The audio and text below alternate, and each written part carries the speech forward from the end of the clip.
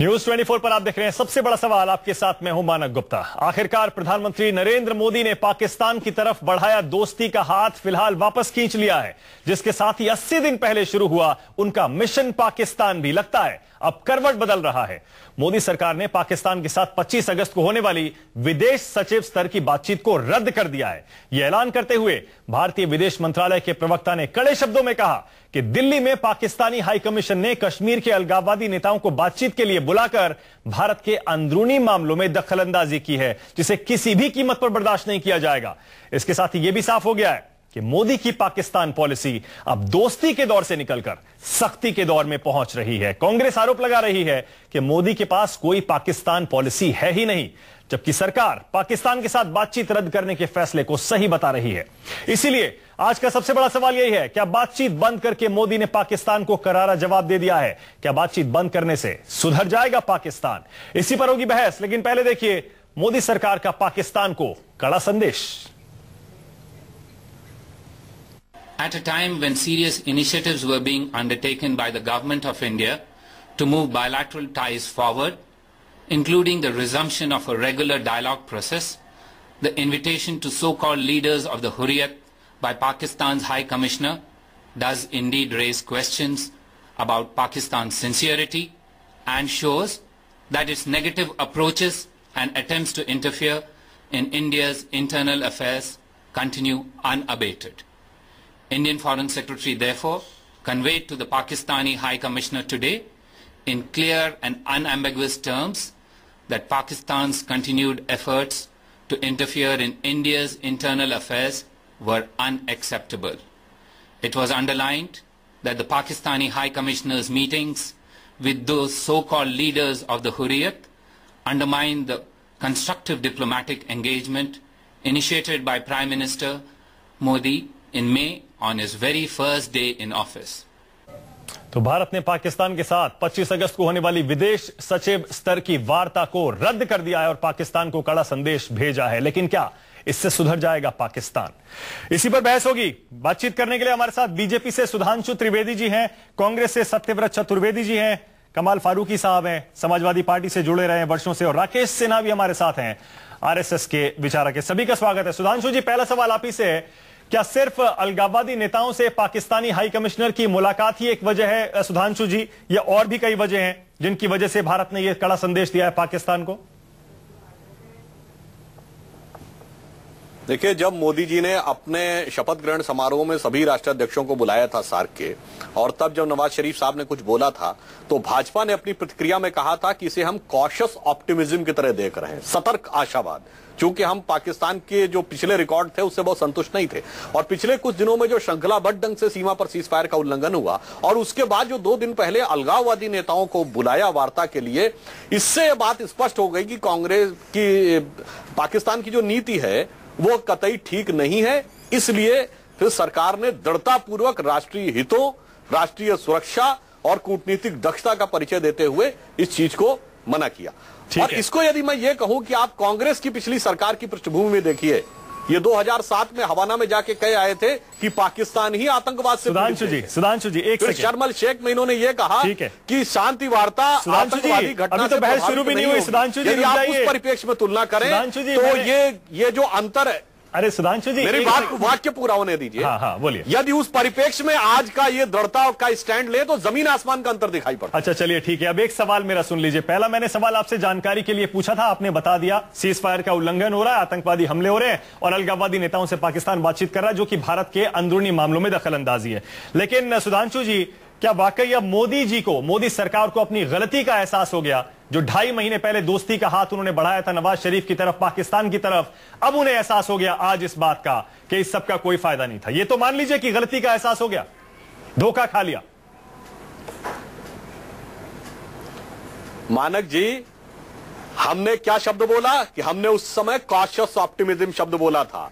हमने अगर पलक पावड़े बिछा दिए होते तो आप कहते गलती थी। यहां तक कि नवाज शरीफ जब बने थे और उस समय हमारी पार्टी की तरफ से रिएक्शन गई थी तत्कालीन अध्यक्ष राजनाथ सिंह जी की तरफ से, तो उसमें भी इसी शब्द का प्रयोग था।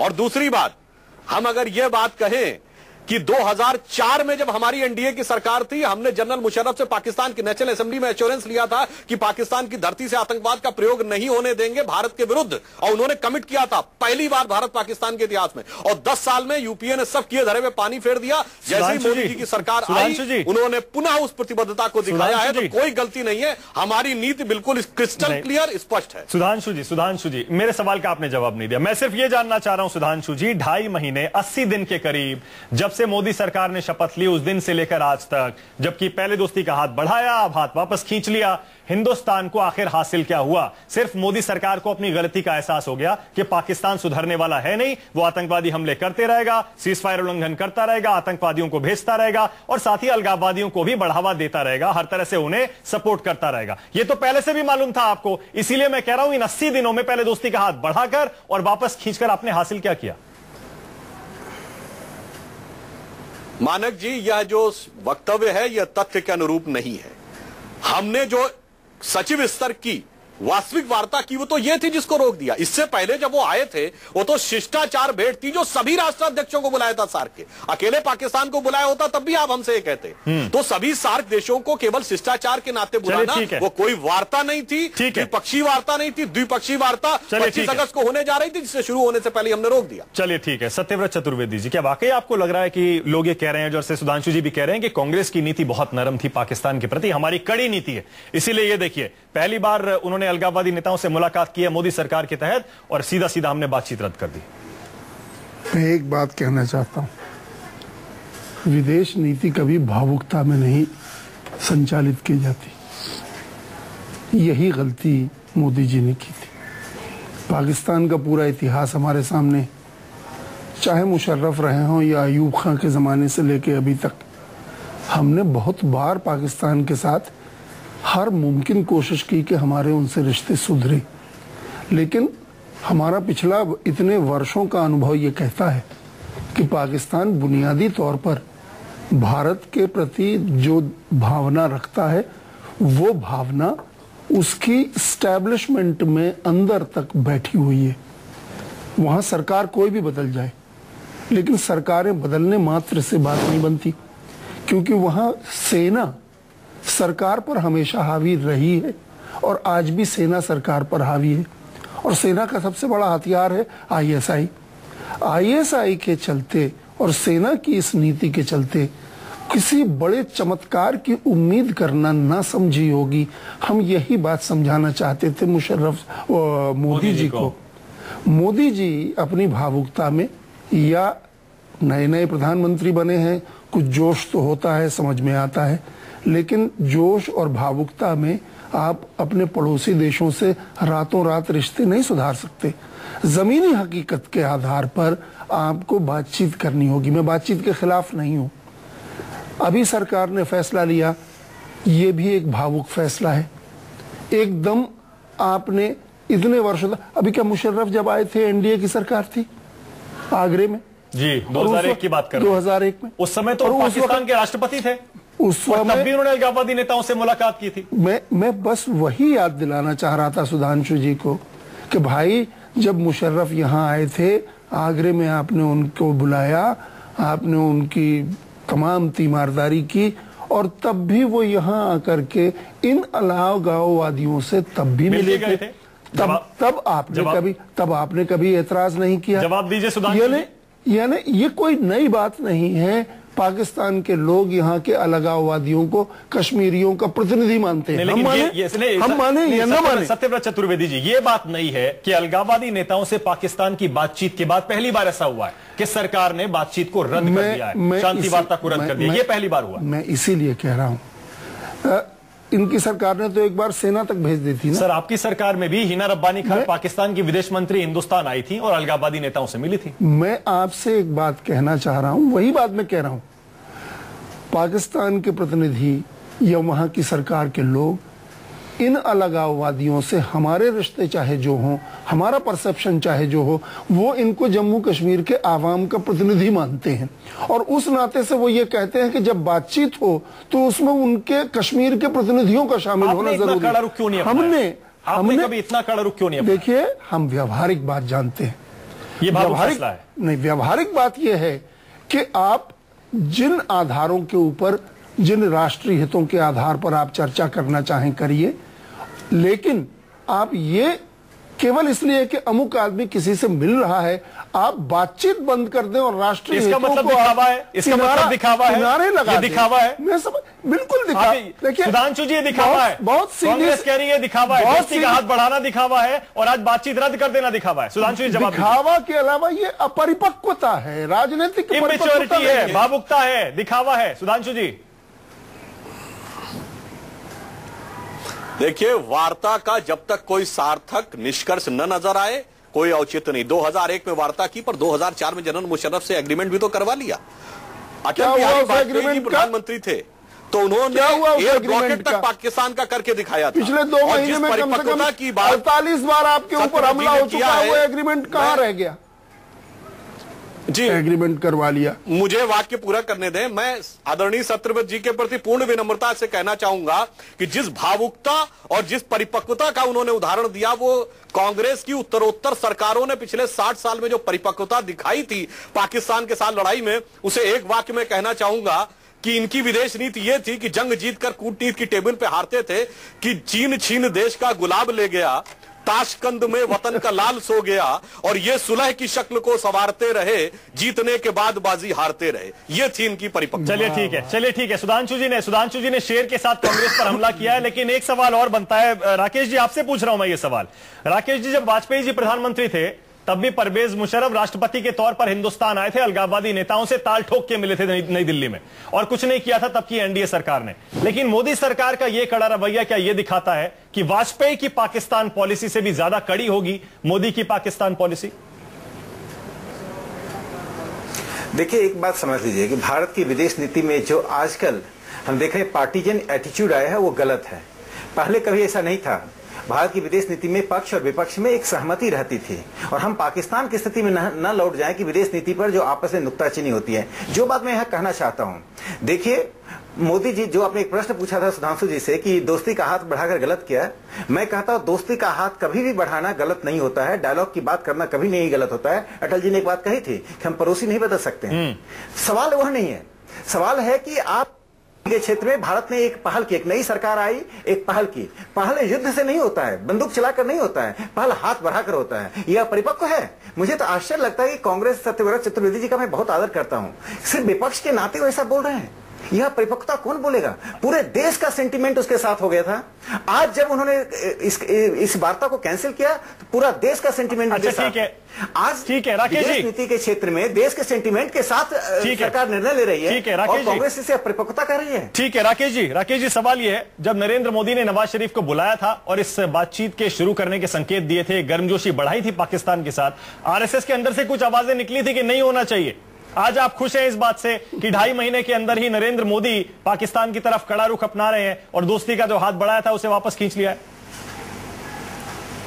देखिए, हम शुरू से बताते रहे कि पाकिस्तान नफरत की जमीन पर खड़ा है। एंटी इंडिया कैंपेन ही पाकिस्तान की राष्ट्रवाद का आधार है। पाकिस्तान की लाचारी है। भारत के खिलाफ दुष्प्रचार करना, अपने लोगों को जगाते रहना, ये पाकिस्तान की लाचारी। इसमें आईएसआई, वहां के मुल्ला मौलवी और आर्मी तीनों सब। मैं एक बात खत्म कर लूं यहाँ पर। इसलिए पाकिस्तान के विरुद्ध भारत सरकार ने जो सख्त कदम उठाए, मुझे लगता है एडहॉक की आवश्यकता नहीं है। पाकिस्तान के खिलाफ एक उत्तरोत्तर एक सख्त कदम की आवश्यकता है। चलिए ठीक है। कमाल फारूकी साहब, आपको भी ऐसा लग रहा है कि ये कहीं राष्ट्रवादी एक जो छवि है नरेंद्र मोदी की, बीजेपी की और आरएसएस का दबाव भी है, जो इतना कड़ा रुख पहली बार नरेंद्र मोदी के नेतृत्व में भारत सरकार ने अपनाया कि बातचीत नहीं होगी, आप अलगाववादियों से बातचीत करेंगे, हम आपसे बातचीत नहीं करेंगे? मानक भाई, मैं राकेश सिन्हा साहब की बात को आगे लेकर चलूंगा, और मुझे अब जो थोड़ा सा सोचता हूं, अगर बैक में जाकर सोचता हूं तो मुझको अफसोस ये होता है, गवर्नमेंट चेंज हुई है तो ये एक तरीका होता है कि हैंड ओवर टेक ओवर होता है। हाँ। और पर्टिकुलरली जो हमारी एक्सटर्नल अफेयर्स है, जो हमारी फॉरेन पॉलिसी, विदेश नीति, वो विदेश नीति पर हम बहुत ध्यान ये देते हैं कि उसमें कोई मेजर तब्दीली नहीं आ जाना चाहिए। आपने एकदम से एक मेजर तब्दीली करी, ठीक है, कि मतलब आपने उनको ऐसा लोगों का एक जोश बढ़ा दिया कि आपके खुद शिवसेना के लोग बाग और आरएसएस के लोग बागों ने सख्त नुक्ताचीनी की कि भाई आपने ये क्या किया। ठीक है, एक उम्मीद बंधी थी, वो उम्मीद एक पाकिस्तान के साथ ताल्लुक से किसी को कोई हमदर्दी नहीं है, क्योंकि पाकिस्तान हमेशा करता रहा। सत्यव्रत चतुर्वेदी कह रहे हैं दिखावा है, इमेच्योरिटी है और भावुकता है। देखिए, भावुकता से हुआ आपने एकदम से जैसे बहुत सारी चीजों का, जैसे मिसाल के ऊपर एक डाइवर्ट हो जाएगा, लेकिन एक बात ये जरूर कहूंगा, जैसे एकदम से डेवलपमेंट के प्लान के ऊपर हम लोग बात करें, हमने कहा करप्शन के खिलाफ हम बात करेंगे, उन दोनों चीजों के ऊपर हमको कोई चीज नजर नहीं आ रही। मुल्क जो है वो कम्युनल लाइन पर ज्यादा होता हुआ नजर आ रहा है। तो ये नजर आ रहा है कि भाई इलेक्शन का प्रोसेस खत्म हो चुका, उसको खत्म कर लीजिए। अब जो कम से कम लेकिन पाकिस्तान को लेकर हमें लगता है कि कोई भी इस बात को गलत नहीं बताएगा कि उनसे बातचीत मत करिए आप। अगर वो अपने गलत काम पे अड़े हुए हैं, लगातार वही काम कर रहे हैं, तो आप उनसे बातचीत मत करिए। देखिए, किसी भी हालत में बातचीत का दरवाजा तो बंद नहीं होना चाहिए। खास तरीके से अब ये जो हमने आज जो इस वक्त प्लान किया, पाकिस्तान को हमको इससे सख्त कड़े लफ्जों के अंदर बात करनी चाहिए। इससे भी सर, इससे भी, लेकिन बहुत सख्त बात आप आज जो उन्होंने बोला है, सत्यव्रत जी सहमत होंगे, बहुत कड़े शब्दों का इस्तेमाल किया विदेश मंत्रालय के प्रवक्ता ने। ये आपने जो टॉक, या तो आपने वो एकदम से उम्मीदें न बढ़ाई होती कि तमाम चीजें आपने छोड़कर, तमाम चीजें तोड़कर, और आपने मौसी के ऐसा दोस्ती का हाथ बढ़ा दिया कि हमें पता है कि आप मसे सांप को कितने ही दूध पिलाएंगे, असल में उसकी नेचर वही है कि डसेगा। पाकिस्तान का हमारे साथ में रवैया हमेशा, इसका मतलब ये हुआ सुधांशु जी, इसका मतलब ये हुआ सुधांशु जी कि ना तो वाजपेयी जी की पीठ में जो छुरा भोंका था परवेज मुशर्रफ ने, उससे आपने कोई लेसन नहीं लिया, और यूपीए सरकार के 10 साल के दौरान बार बार पाकिस्तान ने जो धोखा दिया, मुंबई का हमला हुआ, अक्षरधाम का हमला हुआ, लगातार हमले हुए, उससे भी आपने कोई सबक नहीं लिया। और जैसे कांग्रेस के नेता कह रहे हैं सत्यव्रत चतुर्वेदी कि भावुकता है, इमेच्योरिटी है और कहीं कोई दिखावा है।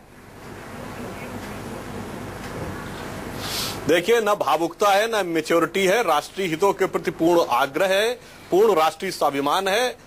अभी जो कमाल फारूकी साहब ने कहा कि सांप को जितना भी दूध पिलाएंगे काटेगा, तो मैं याद दिलाना चाहता हूं, हम भारत की उस संस्कृति को भी समझते हैं कि जहां पर सांप को भी दूध पिलाया जाता है, परंतु जरूरत पड़ने पे कि दूध, हम ये कहना चाहेंगे कि दूध भी पिलाते हैं परंपरा हमारी मित्र, किंतु नाग यज्ञ का विधान नहीं भूले। जरूरत पड़ने पे जन्मेजय का सर्वसत्र भी हो जाता है। इसलिए यह दोनों हमारी परिपक्वता, क्षमता, गरिमा इसके परिचायक हैं। इसमें किसी भी प्रकार का कोई भावावेश नहीं है, कोई भावुकता नहीं। ठीक है सुधांशु जी, लेकिन सवाल ये है, सुधांशु जी सवाल वही है, एक सेकंड में आ रहा हूं सर, एक सेकंड में सवाल सुधांशु जी मेरा वहीं का वहीं बना हुआ है। 80 दिन की इस दोस्ती से पाकिस्तान के साथ नरेंद्र मोदी जी को, हिंदुस्तान को हासिल क्या हुआ? कहीं ये दिखावा तो नहीं है सुधांशु जी? क्योंकि हमें याद है जब भी पाकिस्तान के साथ संबंध कड़े होते हैं तो पूरी हिंदुस्तान की जनता सरकार के पीछे खड़ी हो जाती है। कहीं आने वाले विधानसभा चुनाव को देखते हुए सुधांशु जी, कुछ लोग कह रहे हैं, और कुछ उपचुनाव भी आ रहे हैं, उनको देखते हुए कहीं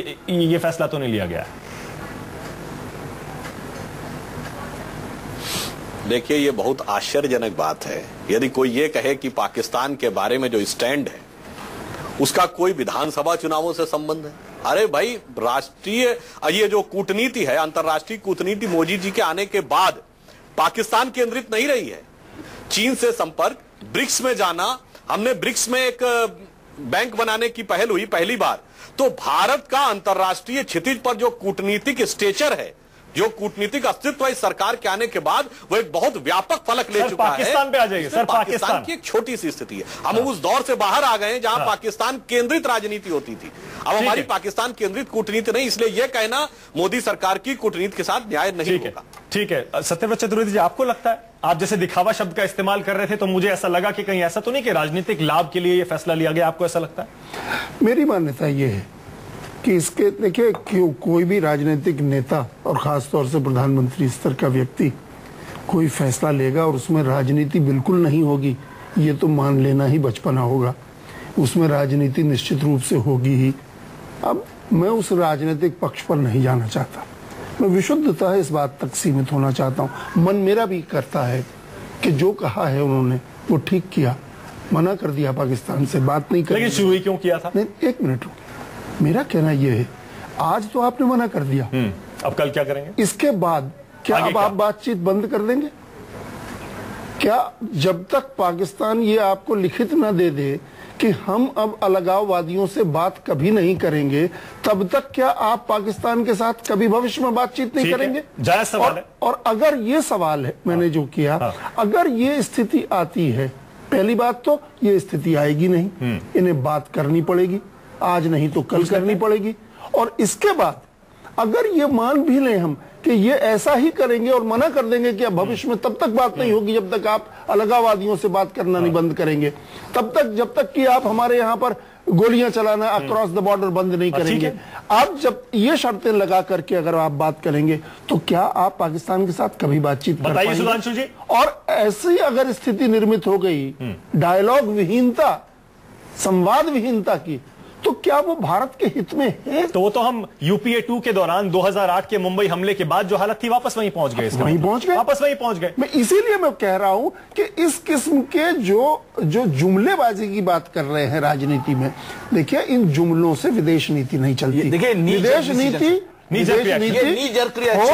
ठोस आधार पर, पिछले अनुभवों के आधार पर हमें यह मान लेना होता है कि हम कहां तक सहन करेंगे, यानी विजन की कमी। क्या ये कह सकते हैं कि अगर अलगाववादियों से बात करने को बंद करने को राजी नहीं होता पाकिस्तान, तो हम कभी बात नहीं करेंगे? सुधांशु जी बताइए, बात नहीं करेंगे। बताइए सुधांशु जी, कोई स्टैंड तो होगा, कोई सोच तो होगी। अब अगर एक मुद्दे पर आपने बातचीत रद्द की है तो इसका मतलब अब ये मान लें, जब तक पाकिस्तान ये साफ साफ नहीं कह देगा कि हम अलगाववादियों से बात नहीं करेंगे, तब तक आप उनसे बातचीत नहीं करेंगे, सरकार बातचीत नहीं करेगी। देखिए, मोदी सरकार की इस विषय के ऊपर कूटनीति क्या होगी उसकी पहली झलक आपको दिखी है, और मैं इतना आश्वस्त करना चाहता हूं कि यह राष्ट्रीय हितों को पूर्ण सुरक्षा सम्मान देने वाली होगी, और क्रमशः आपको इसके स्टेप्स भी दिखाई पड़ेंगे। और हमारा भारतीय जनता पार्टी का स्टैंड प्रतिपक्ष और सत्ता दोनों में समान रहता है। याद करिए 95 में अटल जी नेता, इनकी बात का जवाब दे दीजिए। जब पाकिस्तान भाई आप इनकी बात का जवाब दे दीजिए पक्ष में। ये देखिए इनकी बात का जवाब दे दीजिए, पाकिस्तान के मुद्दे पर ये आप फॉरेन पॉलिसी डिसाइड कर रहे हैं। आप इनकी बात का जवाब दे दीजिए कि अगर पाकिस्तान ने ऐसा फ्यूचर में करता, अब वो करता रहेगा कि वो मसले अगर बात करता है तो हम कभी भी पाकिस्तान से बात नहीं कर देंगे, क्या आप ये बात कह सकते हैं मीडिया के ऊपर जाकर? जिस बिना पर आपने ये बात के प्रवक्ता के रूप में बता रहा हूं, अगर वो हालात पार्टी की नीति बात नहीं करेंगे। देखिए, यहां मैं पार्टी के प्रवक्ता के रूप में बोल रहा हूं, पार्टी की नीति क्या है, नीति की दिशा क्या है, या पार्टी की नीतियां तय करती वो स्पष्ट है। रही बात इसकी कि डे टू डे में और आगे क्या डिसीजन होगा, यह सरकार के अंदर बैठे हुए विदेश मंत्री ठीक है। ठीक है राकेश जी, नीति की दिशा बहुत स्पष्ट रहेगी, प्रभावी रहेगी, सुदृढ़ रहेगी, और पाकिस्तान के साथ रहेगी। लेकिन अगर भविष्य में अगर पाकिस्तान ऐसा कोई वायदा नहीं करता और अगर वो आपके अलगाववादियों से संपर्क रखता है, तब भी आप उनसे बातचीत करेंगे, करना पड़ेगी। पाकिस्तान के साथ जब जैसा बर्ताव भारत के साथ करेगा उसका वैसा ही युक्त संगत उत्तर भारतीय जनता पार्टी के। सुधांशु जी एक सेकंड, यासीन मलिक कुछ बोल रहे हैं, सुन लेते हैं जरा, अलगाववादी नेता सुन लेते हैं। एक सेकंड में राकेश जी, एक सेकंड में आपके पास। Prime minister, foreign secretary, whosoever come, we met them and they facilitated it. Now this new regime headed by Narendra Modi, so they have shown this kind of attitude, though we have seen from last 4 years. It was the Indian leadership. People like I.K. Gujral, Kuldeep Nair, and they opened the office in Delhi for the Kashmiri leaders. ये यासीन मलिक हैं। जाहिर है separatist leaders, अलगाववादी नेता आज बहुत नाराज होंगे मोदी सरकार के सख्त रवैये से। राकेश जी सवाल वही है, राकेश जी क्या आरएसएस का ये मानना है कि सरकार को तब तक अब पाकिस्तान से बातचीत नहीं करनी चाहिए जब तक कि वो खुलेआम अब कह ना दे के चलिए भाई अलगाववादी नेताओं से बातचीत नहीं करेंगे, सीमा पर सीजफायर वायलेशन नहीं करेंगे, क्योंकि इसी मुद्दे पर मोदी सरकार ने अब ये बातचीत बंद की है। राकेश जी मुझे आश्चर्य है कि कांग्रेस आपकी भूमि पर खुद के नेताओं से पाकिस्तान की बात करेंगे, उससे बातचीत करेंगे।